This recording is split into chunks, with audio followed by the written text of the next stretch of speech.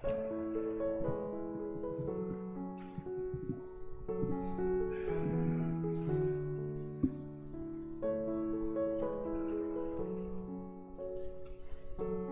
the name of the Father, the Son, the Holy Spirit. Housekeeping. Pag-usapan po natin hindi yung paglilinis ng bahay o bahay na maaregla, maayos. It's more on housekeeping on our own relationships at home, in our community, in our church. Meron po ako isang leader na inaangahan. I really admire that leader. You know why? Ang galing-galing niya. Very qualified. Very sincere. Malinis po siya. And he's very hardworking. Kaya nga, I look at him as a very ideal leader for me. However, meron siyang problema. Ang tawag ko sa problema niya, housekeeping. Ano yun? His own people. The people surrounding that good leader. Yung inner staff. The backdoor workers. His team. They cannot work together effectively. They are constantly attacking each other. Yung mga taong nagtatrabaho sa kanya, hindi magkasundo. It's very sad. The never-ending personal issues, personality conflicts, painful relationship problems, backstabbing, blaming, finger-pointing, anonymous text messages, below-the-belt attacks have destroyed each other's reputation. These squabbles and inner squabbles led them to the fall of the leader and his administration. The household dragged their leader to failure with their own internal issues.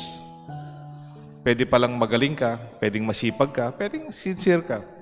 But when the people who work with you, or the inner circle, your household, not only your home or your place, but people who are close to you, when they cannot work together, it can also be the beginning of the end.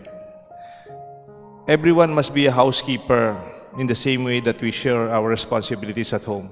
Di ba nung bata tayo, tinuturuan tayo ng mga magulang natin, maghugas kayo ng plato. Tumulong kayong maglinis ng bahay. Una, linisin nyo muna yung kwarto nyo. Tapos linisin natin yung ating garden, background. You don't always hire people to do it for you. That's taking responsibility in housekeeping. Ganun din po sa relasyon natin. You cannot allow another person to take care of your relationship. You have to do it yourself. Yung relationship nyong magkakapatid, yung relationship natin dito sa simbahan, hindi pwedeng isubcon yun eh. We have to do it hands-on. Everyone shares in the responsibility of housekeeping. Housekeeping is everyone's business. Maintaining our relationships cannot be assigned or delegated or outsourced or contracted out. We are all part of the household in the very first place. Bigyan ko kayo ng halimbawa on the other side. Kumain na ba kayo sa masarap na restaurant? May favorite ba kayo? Actually, yung secret ng restaurant na yon wala lang sa pagkain o sa waiter o sa design ng restaurant. Nandun sa kusina. It's at the kitchen. Hindi mo sila nakikita, pero importante yung kitchen. Pag may problema ang kusina, magkakaproblema ang restaurant. Ganon din po sa theater. I volunteer in a theater. Dito sa Pampanga, meron tayong Teatro Kapampangan at saka Arti Santa Rita. I'm part of that. Not because I sing or I dance, I don't. But I'm part of the production team. Yung tawag nilang behind the scene. At the background, yung lights, yung budget, yung costume, and all of this makes a successful theatrical presentation.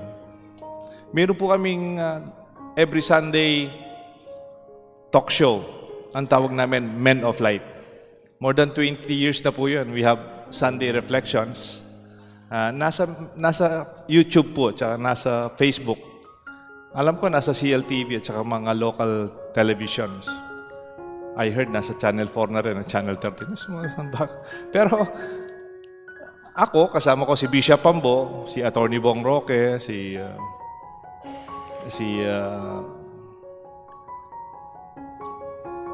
Peter Henson recently, at saka si Joey Angeles. We talk about the gospel. Kwento-kwentuhan lang sa gospel. Pero we don't do it alone. We have people behind the camera. Meron po kaming director, editor, meron po kaming nag-upload ng mga materials namin, sina Father Jonathan Bartolome and his group. Kung if they do not do their part, we cannot do what we do best. Ang tawag natin doon, housekeeping. We have to make sure everybody works together. Keeping our relationship alive and strong as everyone is part of the whole experience, each will their different roles, united despite of our different imperfections and limited situations. The effectiveness of doing housekeeping, we need to focus on 3 points. Una, we have to avoid finger pointing. We have to avoid blaming. Kung may problema, solve it. Do not blame. And then move forward. A mature person, pag may problema, ang tatanong niya, what can we do about it? Yung ibang hindi mature na tao, pag may problema, ang tatanong, sinong may kasalanan?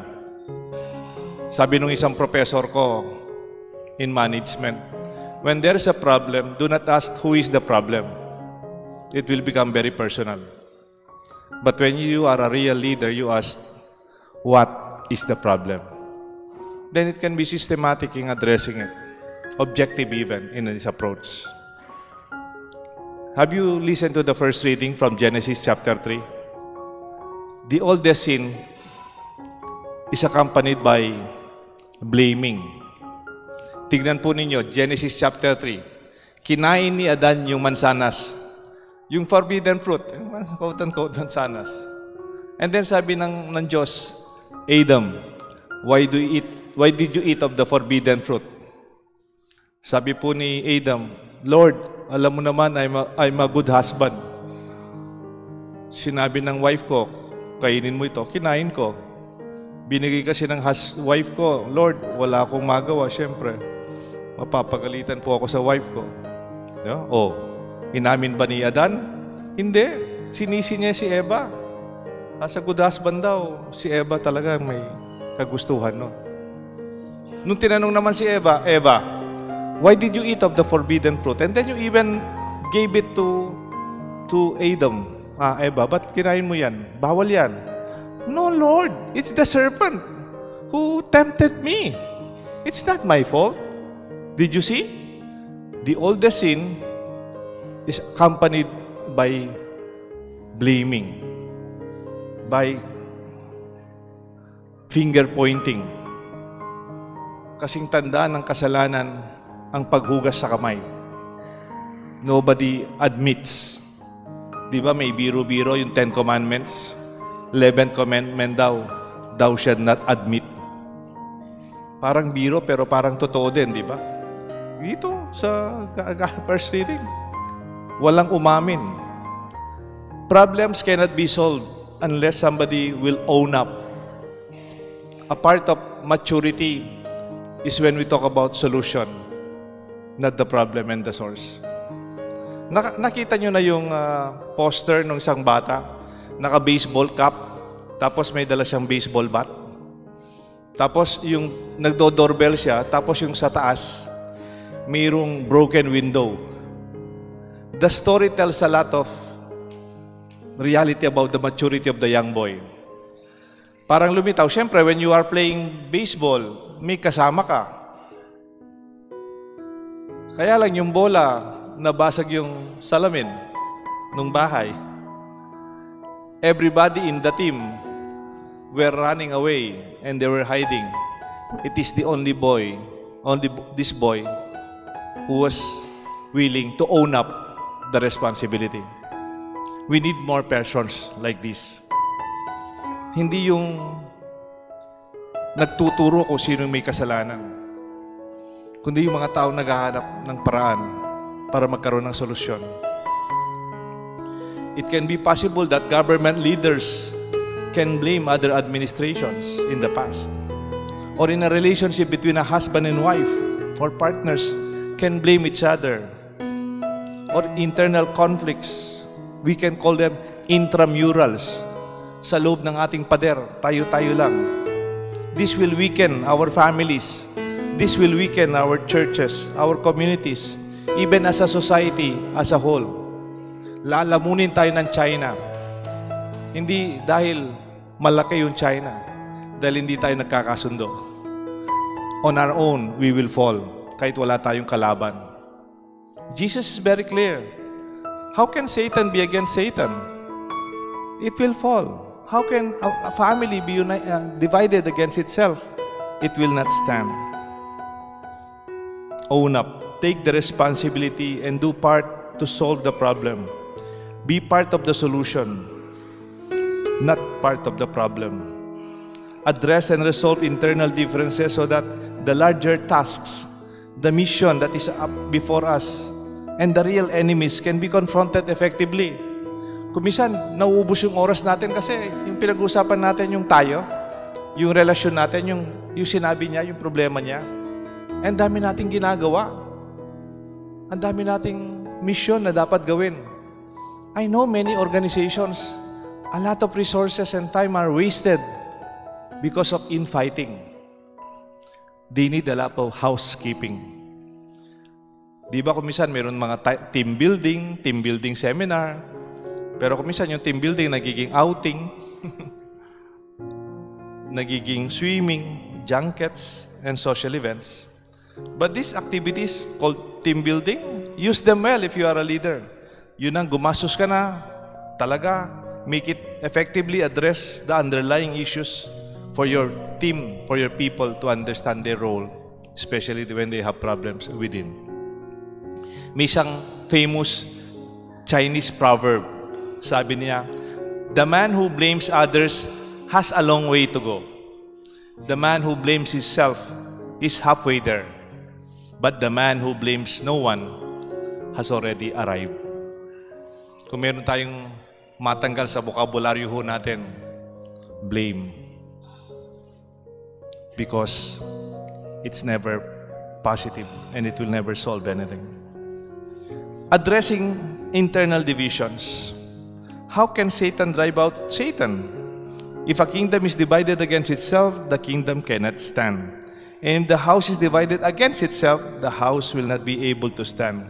And if Satan rises against itself and is divided, he cannot stand. It will be the end of him. That is very practical as a point of Jesus in keeping the inner team cohesive and united.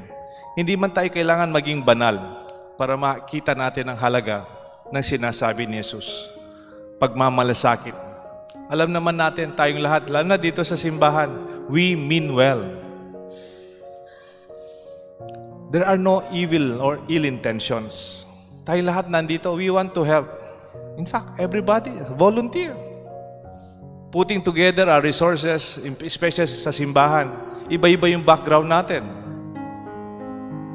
May Air Force, may public school principal, may lawyer, may salesman sa malaking korporasyon, may dentista, may galing sa abroad, may nagtatrabaho sa bangko, tatrabaho sa isang korporasyon. We don't have the same perspective of leadership. Your experience of leadership is not the same. How can we put them together to avoid our division of our understanding of serving? Let the Spirit of the Lord be upon us. Make sure that we have to work together because that is how we witness. Tatawanan lang tayo ng iba kung tayo mismo hindi tayo magkakasundo. Minsan si Saint Francis kasama niyang kanyang brothers, mga Franciscan brothers, they were walking.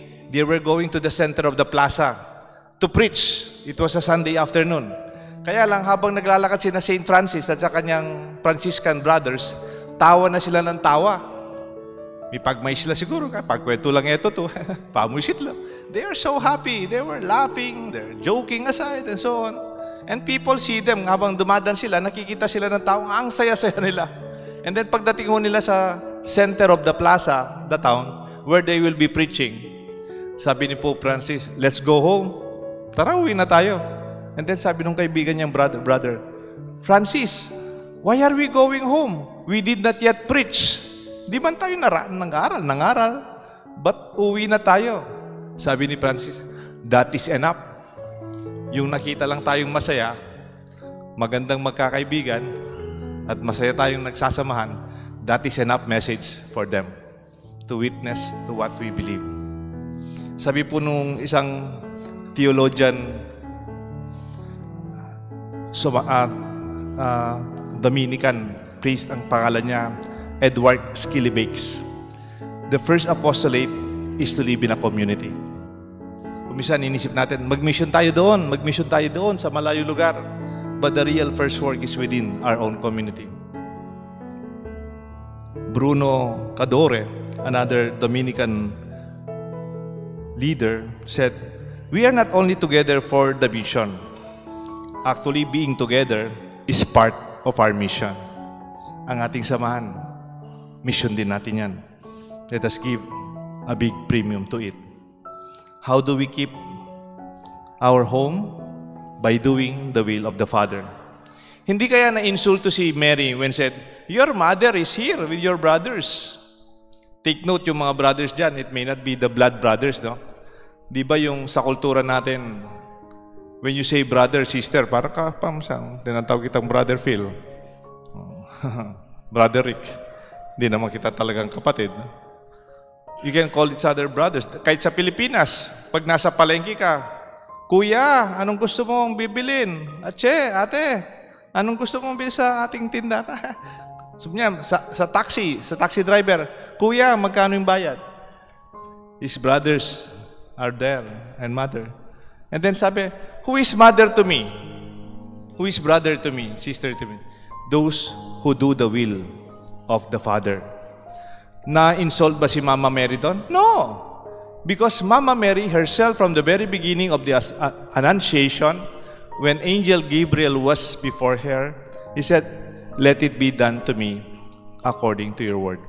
Let the will of the Father, the plan of God be upon my life. And she embraced the will of the Father.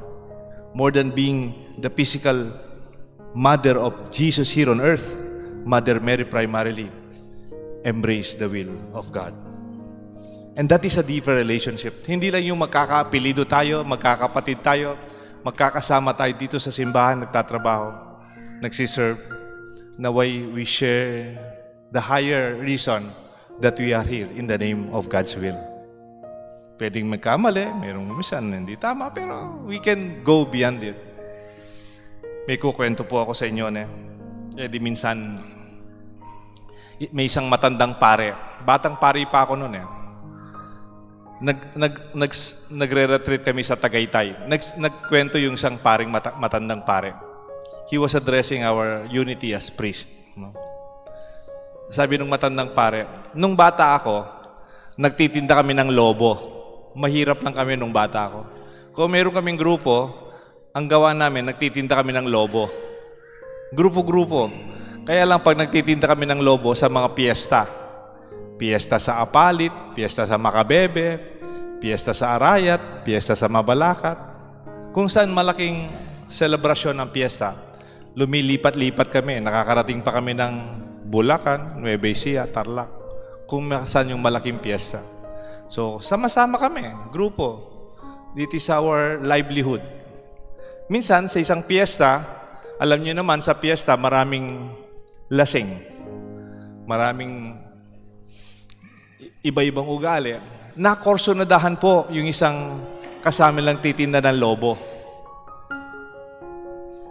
He was bullied, hinihingi yung lobo, mga lasing, hinihingan siya ng pera, hindi binigay yung titinda ng lobo. And he was hurt. Binugbog po siya, pinagsisipa, lasing Alam niyo po anong ginawa nung mga kasama niyang nagtitinda ng lobo?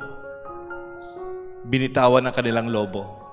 And they ran and jumped to protect their companion na nagtitinda ng lobo. They took the blows, sila yung nasipa, sila yung nasuntok, nasaktan, but they did not allow their companion to be hurt any further. Nagtitinda lang kami ng lobo. Hindi man kami nagsisimba. Nasa labas kami ng simbahan. Nasa labas kami ng simbahan. We don't go to church. We don't even pray. Because we're selling balloons outside. But we are willing to protect one another and let go of our balloons, of our income for that day. Pero binalikan kami ng matandang pare. How about us? Are we willing to protect one another? And let go of whatever you are holding to or holding on? Kung minsan, tayo pa mismo, sinasaktan natin ang bawat isa. Kung minsan, ang masakit sa atin, galing pa sa mga taong pinakamalapit sa atin. I hope we do our own housekeeping because that is God's will for us. Remember, Jesus did not build an organization. He built a relationship, a community. And let this be our experience in your home, in your work, even especially in our church. May God bless us all, the Father, the Son, and the Holy Spirit.